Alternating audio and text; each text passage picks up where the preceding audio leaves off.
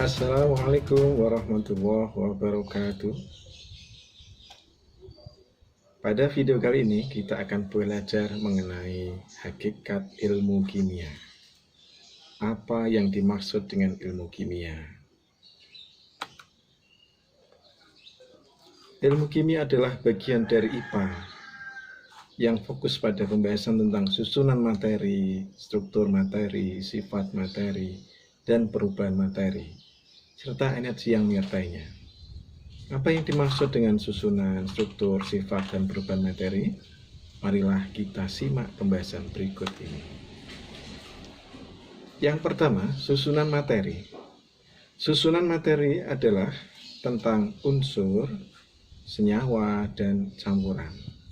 Sedangkan struktur materi adalah menjelaskan tentang ikatan yang terjadi antar atom sampai terbentuk molekul unsur, molekul senyawa, atau ion.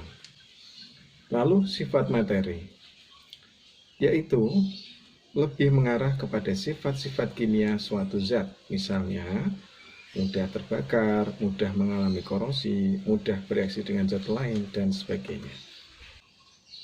Yang berikutnya yaitu perubahan materi. Suatu materi dapat berubah menjadi jenis materi yang lain. Ada dua jenis perubahan materi. Yang pertama yaitu perubahan fisika atau perubahan fisis, yaitu perubahan yang tidak menghasilkan zat baru. Contohnya ketika lilin meleleh, sebenarnya masih tetap lilin, cuma wujudnya daripada berubah menjadi cair. Kemudian es mencair. Kemudian air ketika dididihkan sehingga menjadi uap. Yang kedua yaitu perubahan kimia, yaitu perubahan yang menghasilkan zat baru akibat adanya reaksi kimia. Contohnya besi berkarat, kayu dibakar menjadi abu, dan nasi menjadi basi. Nah, sekarang ruang lingkup kimia. Kimia deskriptif adalah ilmu kimia yang didapatkan melalui pengamatan sifat zat. Sedangkan kimia teoritis adalah kimia yang membahas tentang materi. Adapun contoh kimia teoritis adalah sebagai berikut. Ya, kimia fisika, kimia organik, kimia anorganik, kimia analitik, kimia lingkungan, dan biokimia. Nah, sekarang kita membahas metode ilmiah. Apa itu metode ilmiah? Sudah seringkali kita mendengar istilah metode ilmiah. Metode ilmiah adalah langkah-langkah sistematis yang digunakan untuk memecahkan masalah. Ketika seorang ilmuwan menemui masalah dan dia ingin memecahkan masalah tersebut, maka dia harus melakukan langkah-langkah yang disebut dengan metode ilmiah. Metode ilmiah ini meliputi beberapa langkah, antara lain yang pertama, merumuskan masalah, yang kedua, mengkaji teori, yang ketiga, mengajukan hipotesis, yang keempat, melakukan eksperimen atau percobaan, kemudian yang kelima, mengumpulkan data, yang keenam, mengolah dan menganalisis hasil penelitian, yang ketujuh, membuat kesimpulan, dan yang terakhir adalah melaporkan hasil penelitiannya berupa laporan hasil penelitian atau misalnya dengan dimuat di dalam jurnal ilmiah. Nah, berikutnya, bagaimana hubungan ilmu kimia dengan ilmu-ilmu yang lain? Nah, ilmu kimia ini sering disebut dengan induk dari ilmu pengetahuan atau disebut mother of science karena peranan ilmu kimia yang sangat banyak terhadap bidang-bidang ilmu pengetahuan yang lain.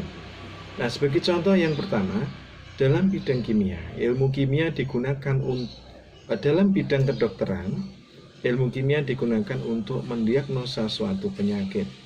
Kemudian teknologi rekayasa genetika dan radiologi, misalnya pada penggunaan sinar Ronsen. Kemudian yang kedua yaitu pada bidang farmasi, ilmu kimia menjadi dasar dalam pembuatan obat-obatan. Jadi obat-obat itu dibuat melalui reaksi-reaksi kimia. Bahkan dalam bidang kriminologi, Ilmu kimia juga berperan. Misalnya apa? Yaitu ketika pada proses visum, kemudian pemeriksaan urin, misalnya ada seseorang yang dicurigai menggunakan narkoba, maka dilakukan uji urin untuk mengetahui kandungan yang di dalamnya, dan sebagainya. Kemudian dalam bidang pertanian, ilmu kimia juga berfungsi atau mempunyai peran, yaitu sebagai dasar pembuatan pupuk, pestisida, dan pemulihan tanaman. Lalu berikutnya, pada bidang biologi, kimia juga berperan ternyata ya. Contohnya apa? Yaitu untuk mempelajari reaksi-reaksi dalam tubuh makhluk hidup. Di dalam tubuh kita itu terjadi reaksi kimia. Nah, misalnya ketika kita makan, itu kita mengkonsumsi bahan makanan, lalu terjadi reaksi di dalam tubuh kita yang disebut dengan metabolisme. Nah, reaksi itu dipelajari, membutuhkan ilmu kimia untuk memahaminya. Kemudian yang keenam yaitu bidang seni. Siapa bilang bidang seni anti ilmu pengetahuan? Ternyata tidak ya. Untuk menentukan keaslian suatu lukisan, ternyata dibutuhkan ilmu kimia. Bahkan ketika seorang pelukis membuat lukisan yang indah, dia tentunya menggunakan zat warna ya, atau menggunakan cat. Ya. Membuat cat itu juga butuh ilmu kimia. Kemudian yang ketujuh pada bidang arkeologi, yaitu berperan untuk menentukan umur fosil melalui peluruan inti radioaktif. Mungkin kita pernah mendengar ya, ditemukan fosil batu-batuan misalnya itu sudah berusia 3.000 tahun atau berapa ribu tahun.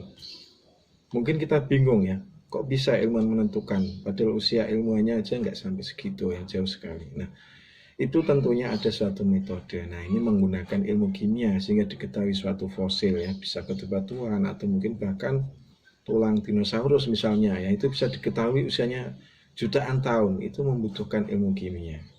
Jadi jangan sampai kita menganggap remeh ya, ilmu kimia itu peranannya banyak sekali.